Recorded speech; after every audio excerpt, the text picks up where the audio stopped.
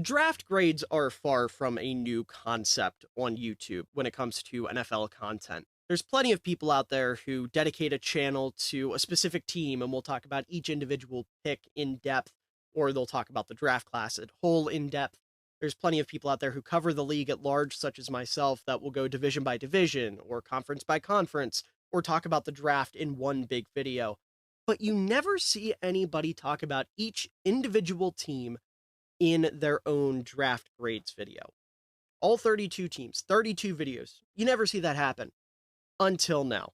Because I was disappointed with the pre draft content I was able to put out, because as a college student, free time is a luxury that I don't always have, I have decided to make up for it by making 32 videos throughout the month of May talking about my thoughts on all 32 teams' drafts.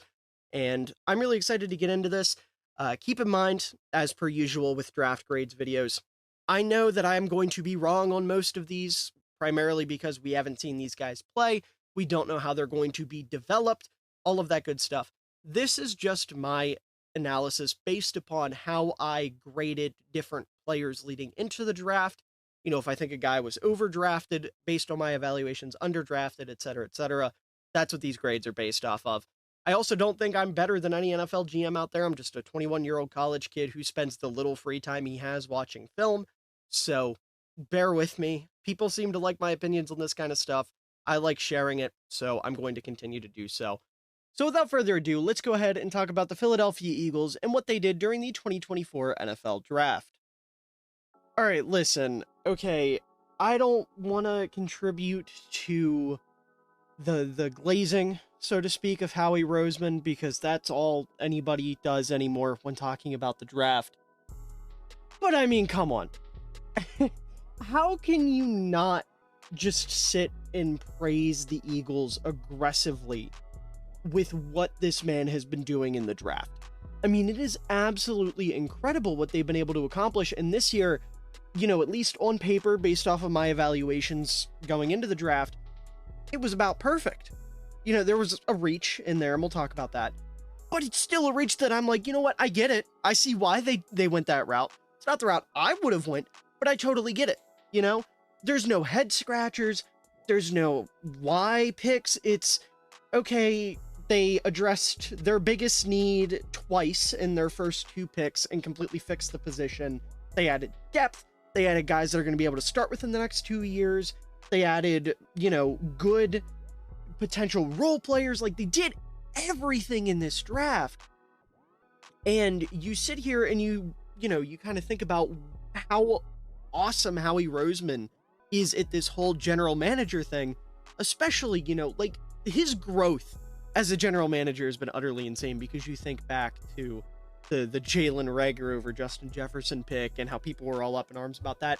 But it's all worked out. It's all panned out. I'm sure Eagles fans don't even care about that anymore, because this team is continually being built in such a perfect way. And even this year, where he went away from his usual draft strategy of favoring the trenches. Like, yeah, sure, they addressed the trenches, but this wasn't a draft where, like, they went heavy on the trenches. They went heavy on defensive backs, on skill position players. They added a linebacker. Like, they did all of the stuff they don't normally do, and I still think they killed it. And that starts, of course, with Quinion Mitchell, the corner out of Toledo. I thought he was the best, like, pure boundary corner in this class. My top corner was more of a nickel hybrid guy, and we'll talk about him here in a minute. But Quinion Mitchell is awesome. And when you consider how weak Philadelphia's secondary was last year, this is a huge pick. I mean, this is an absolutely massive, massive pick. I ironically have him comped to Darius Slay. You know, Eagles fans pretty familiar with Big Play Slay on the roster currently.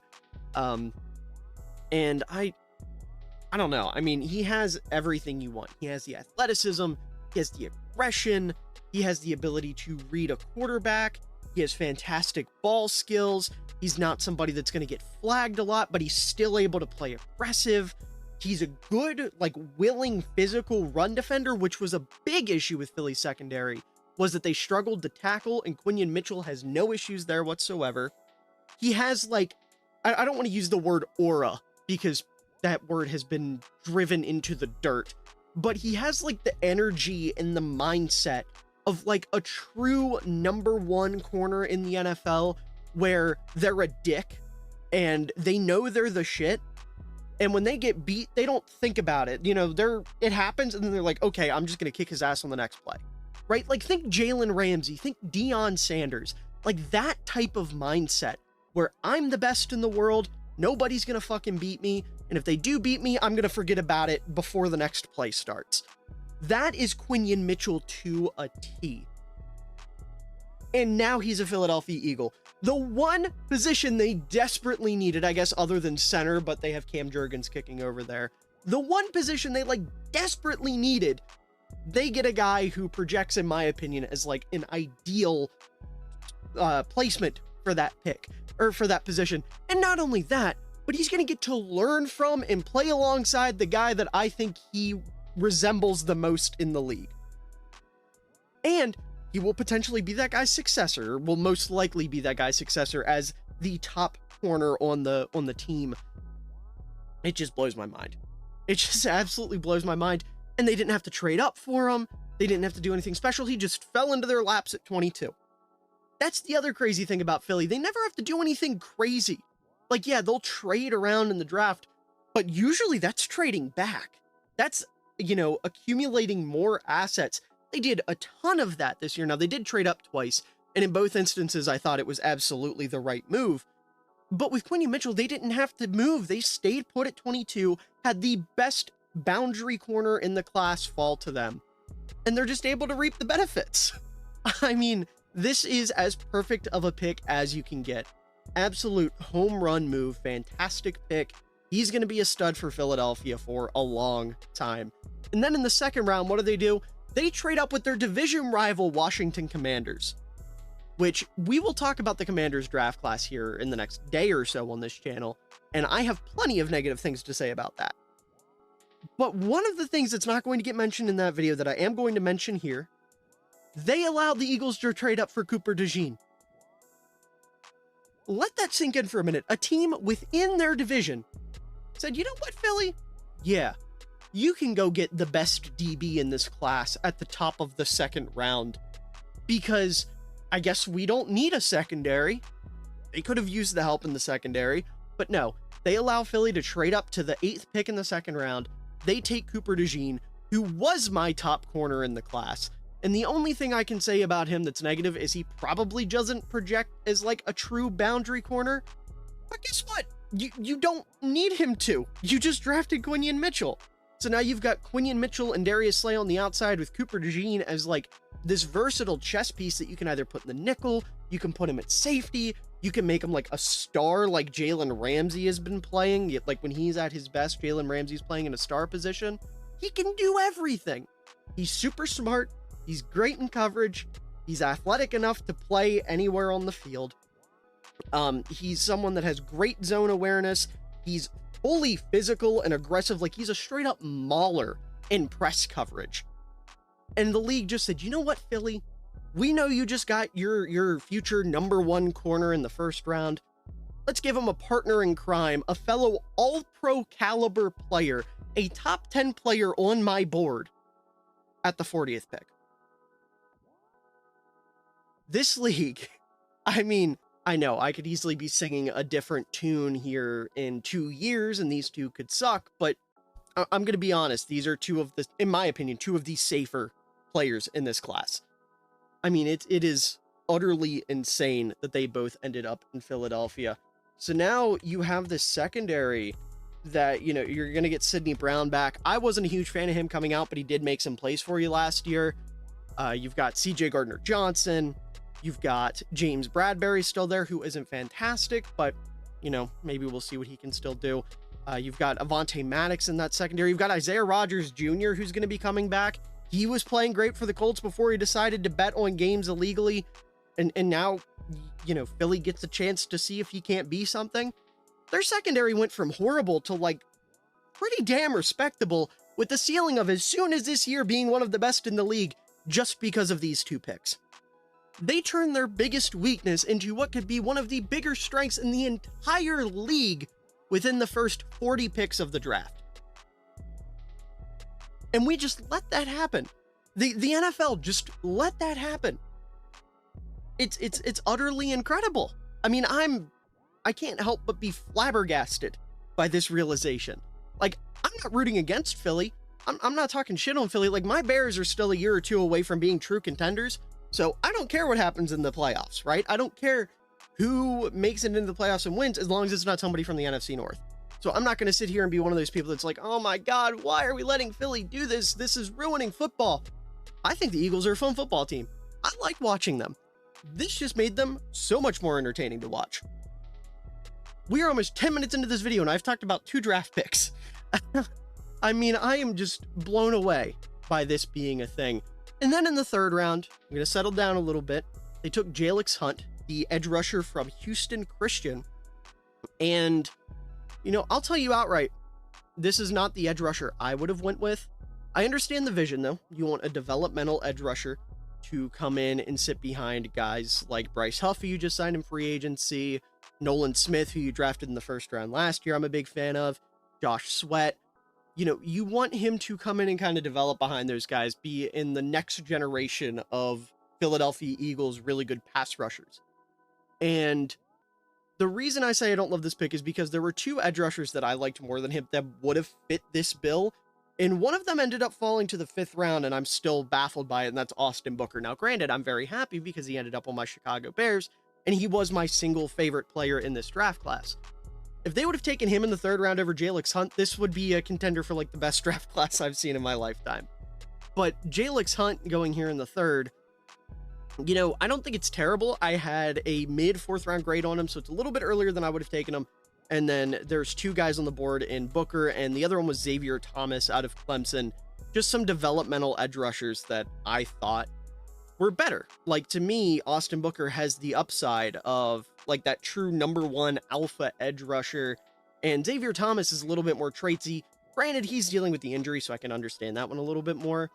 But with Jalix Hunt, he's somebody that I don't know if he has it in him to be like that true number 1 dominant alpha edge rusher. And I know you don't technically need that, but you know, it still would have been nice to have when you have Austin Booker sitting on the board. But just looking at Hunt as a player, he's got the build, he's got the length, he's got the frame. He's a twitched up mover, generates a lot of power with a great first step. He's got pretty good bend relative to his size. He's shown the ability to consistently counter. Now, or I shouldn't say consistently, he has shown the ability to counter, but it needs to be more consistent. That's what I was trying to say. He's pretty good. One of his best like go-to moves that I was a big fan of, I thought was really entertaining to watch. He will fake outside with a speed rush, like he'll try to act like he's bending the corner, and then at the last second, he'll chop his feet and explode back inside, and he killed a lot of tackles with that. He can set the edge against tight ends, against tackles, probably not something you're going to see out of him. He's got the ability to drop into coverage, and there's going to be, you know, flashes of an insane recovery ability because of his athletic tools, excuse me. Now, he does have a high cut frame, which is going to hurt his hip mobility, his hip movement. His pass rushing stance needs to be lower. He has a big tendency to line up almost upright.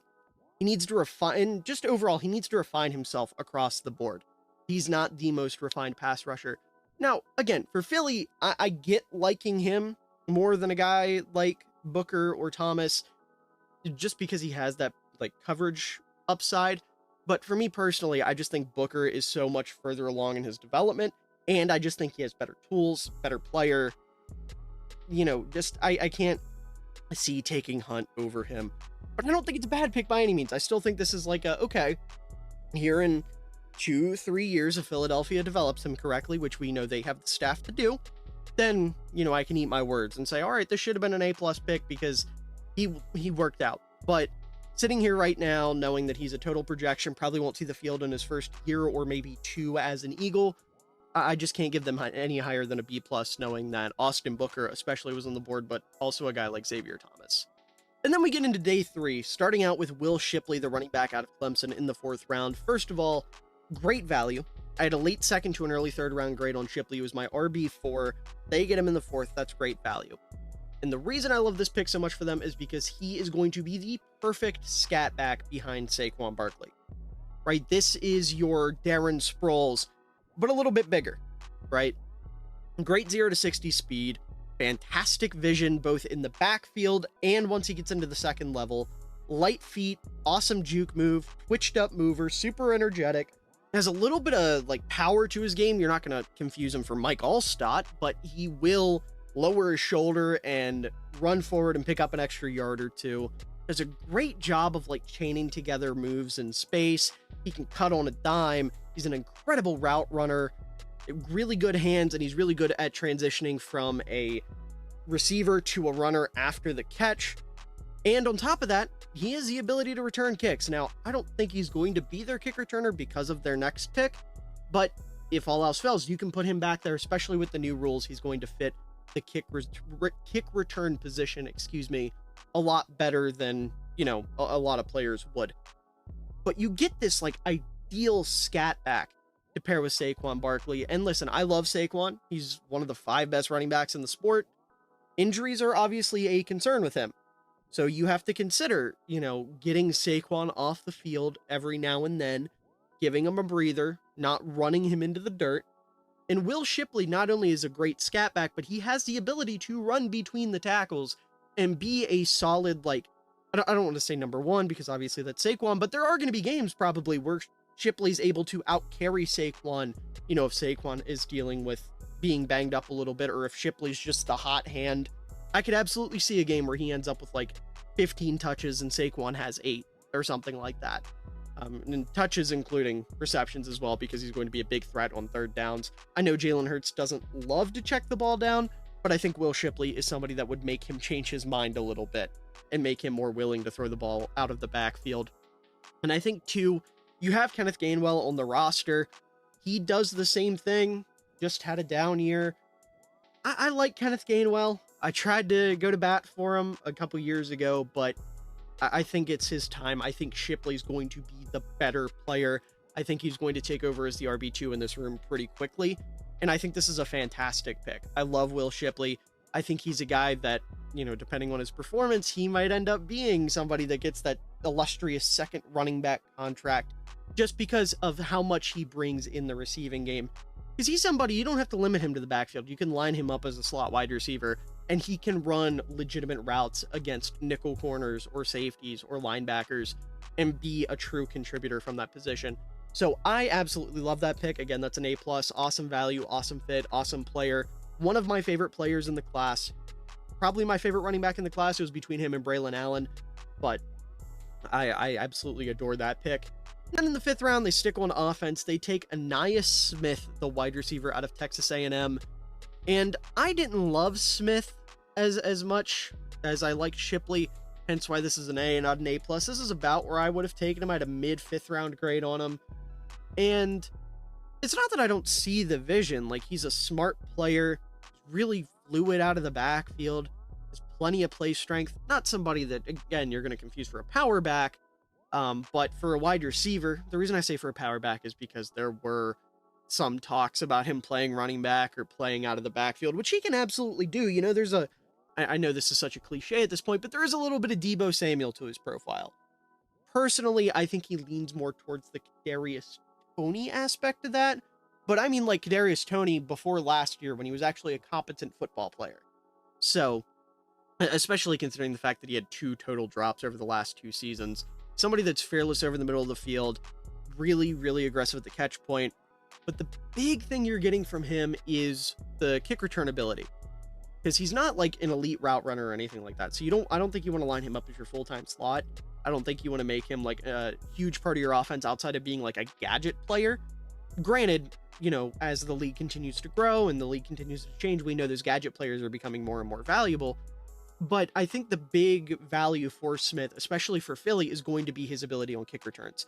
He's somebody that just has the vision, the quickness, and the feel to really be an effective kick returner, especially with the new rules.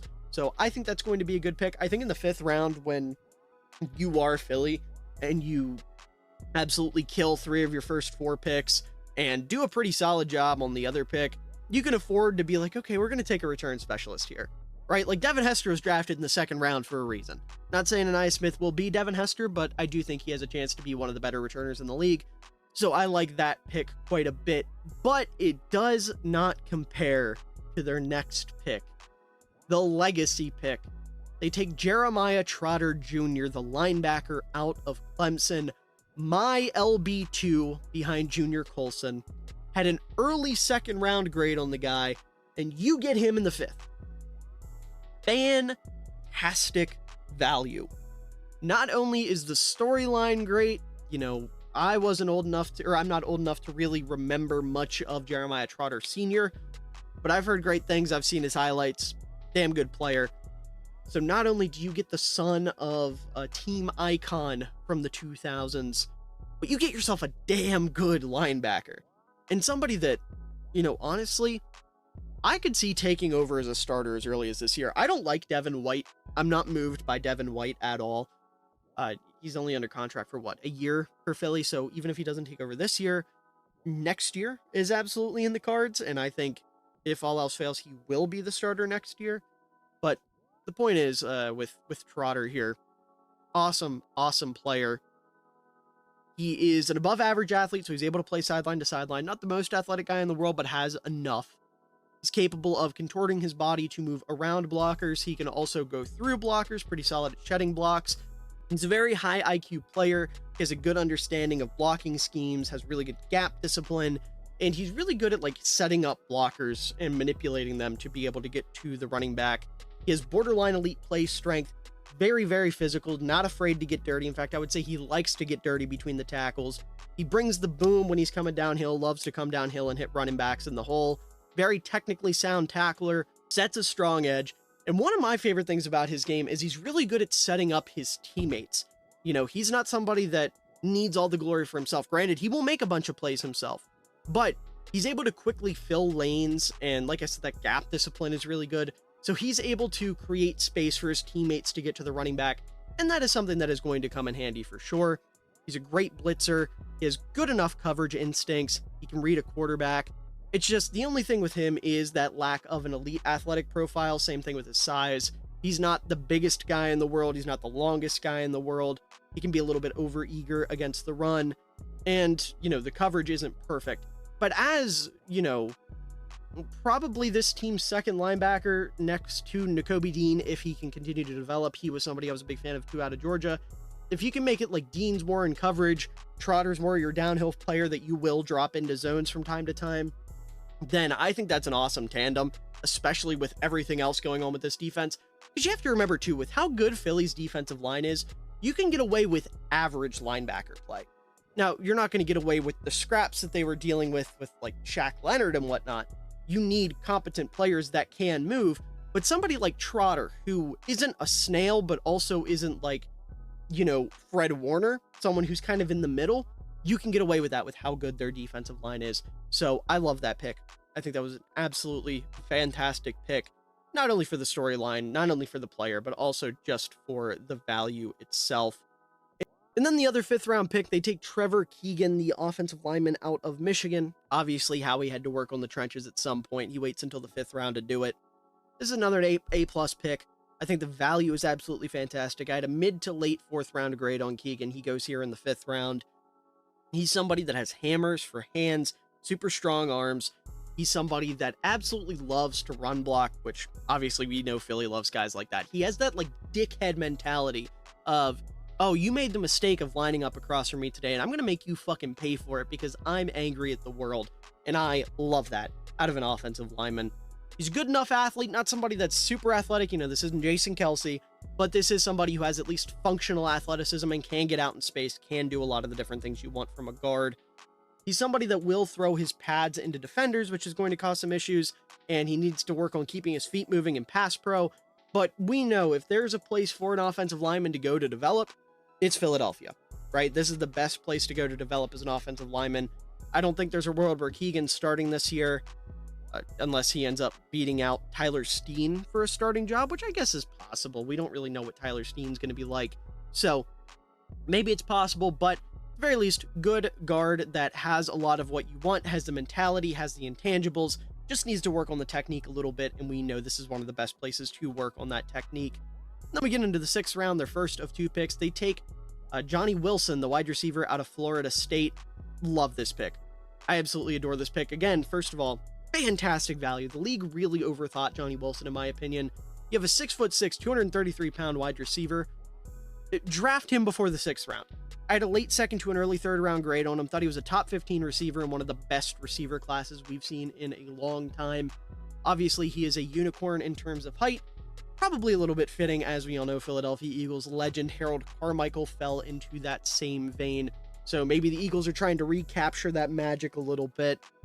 His catch radius is going to be unreal because of his size and his arm length. He's a pretty explosive athlete for his size. Not a burner, but he's a lot quicker than you would imagine. And his long speed, while it isn't elite, again, he's not quite a burner, it's definitely above average. And a big reason for that is because of how long his legs are. He takes longer strides than other people, so he can cover ground quicker.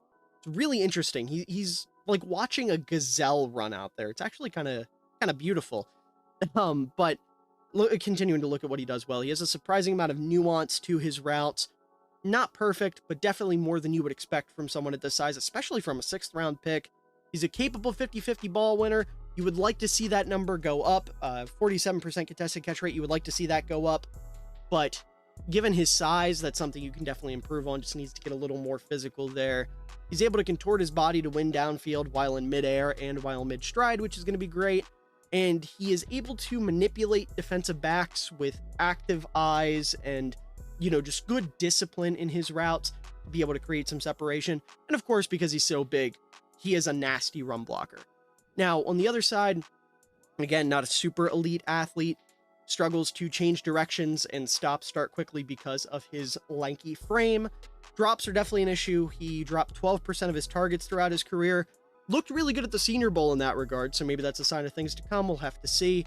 He can be a little too overzealous to utilize his length at the tops of his routes, which will result in creating push-offs. He's not somebody that's going to be great after the catch.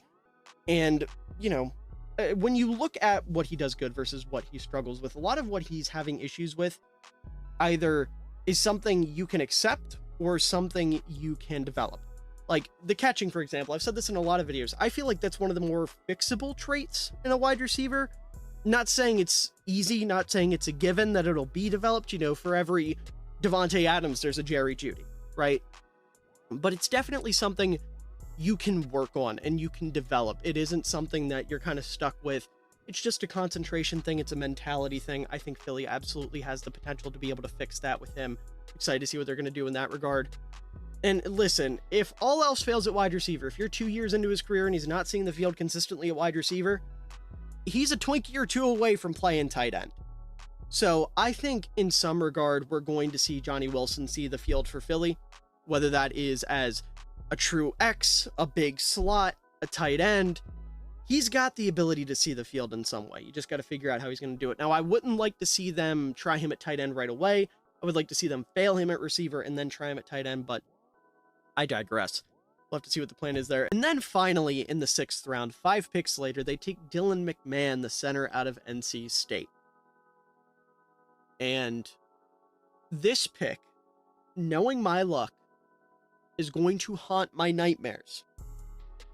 Because full transparency, Dylan McMahon was my lowest rated interior offensive lineman in this class. Granted, this is about where I had him graded out, a mid to late 6th round grade. That's about where Philly takes him. So I can't give them a bad grade for this. I don't think this is a bad pickup at all. But to watch 20 interior offensive linemen and have him ranked 20th is going to come back to bite me in the ass, and you'll hear why in a second.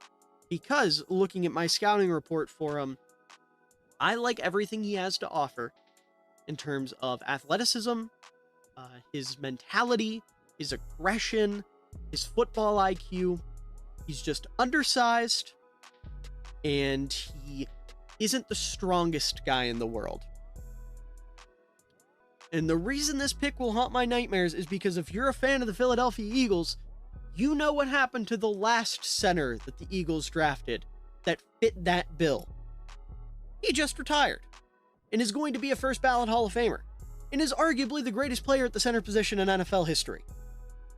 Now, I'm not here to say that Dylan McMahon is the next Jason Kelce. I'm not here to say that he will be. But I'm also not here to say that he won't be. Crazier things have happened, and with my luck, as somebody who does not have very good luck, that is going to be the case. And I'm going to come back to the Google sheet that I have pulled up in front of me right now with my scouting reports and say, man, I missed hard. There is a real world where that happens. Now, there's also a world where that doesn't happen. And I come back to this YouTube video and I say, man, I talked about that guy for way too long and he ended up not making the roster. Or he ended up being off the roster within a year. That's also very within the realm of possibility. I just think it's quite ironic that out of all the places this guy could have ended up, it was in Philly. And I want to put it out there, I'm not rooting against Dylan McMahon. You know, I didn't put him as my 20th interior lineman because I hate him and I want him to fail. I don't want any of the players in this draft to fail. You know, I'm very much an optimist. I'm very much rooting for all of these guys to succeed. But man, this one, it's just funny. It's just funny timing, funny landing spot. Quite ironic. So, we'll have to see what happens with McMahon. If he makes the roster, I'll be pulling like hell for him, right? No disrespect to Cam Jurgens at center, but I will be pulling like hell for McMahon. But all that being said, if it's not apparent by now, I'm giving Philly an A+. This draft is about perfect. I mean, this is a different pick in the third round away from perfection. And even then, that pick was good enough to where I can't take this out of A+ territory. I mean, this is the most A+s I've given out on one of these report cards yet.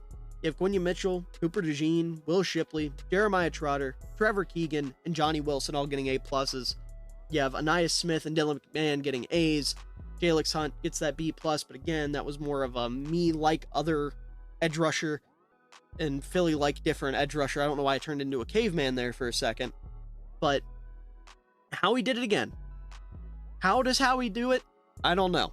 But he did it again, and Philadelphia's going to be back on top before too long. They had a little bit of a slump last year, a little bit of a quiet season, but before you know it, especially because of those first two picks, Philly's going to be back on top pretty damn quickly. And I got to say, I feel real bad for the rest of the NFC East the more I look at this graphic that's on your screen right now, because good Lord, that would be a lot to deal with.